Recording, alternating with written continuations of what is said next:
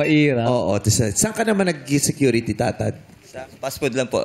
Sa fast food. Oo. Bakit mo pinasok ang pagiging security guard? Napakaraming trabahong pwede mong pasukin. Bakit yan ang iyong pinili? Sagot, Tatad!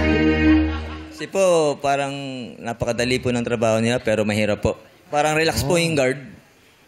Relax.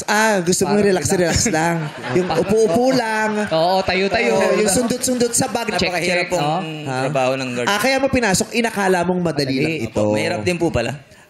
Ano ba ang magiging mahirap sa pagiging security Ano mo guard? nasabi? Marami po kasing pasaway na customer, mga nagpapalimos. Kailangan pong bantayan yun, sir. Bawal pong papasukin sa loob yun. Dahil puputakan po kayo ng manager. Puputa ka ng manager. So, yung manager niyo maputak?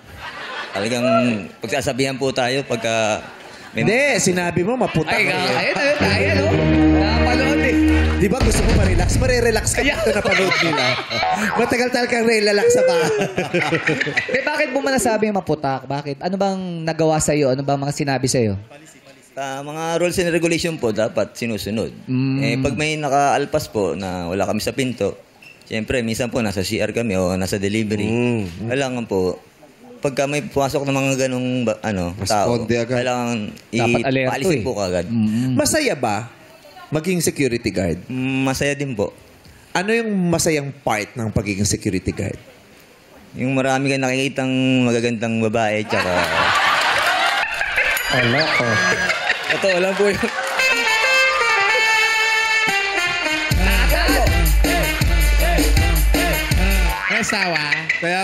Kaya pala payat-payat mo na. Kaya ang haba ng liig mo. Nag-girl watching ka on duty? Hindi po. Siyempre po, sa pintuan ka palagi. Nakikita mo na eh. Papasok po eh. Ano ba yan? Iba ba yung smile mo pag nakakita ka ng mga babaeng magaganda? Hindi naman po. Lang Normal lang yan. Nakatingin lang. May asawa na ba si Tatad? Hiwalay na po. Hindi mo masisisi yung asawa. So wala kang jowa ngayon? Hiwalay ka? Wala? Hiwalay na rin po sa jowa. Single. Nakailang girlfriend ka na? Binibilang. Wow. Mio, totod oh. Ang High school pogi po, mo. Gusto ko tayo ipasero.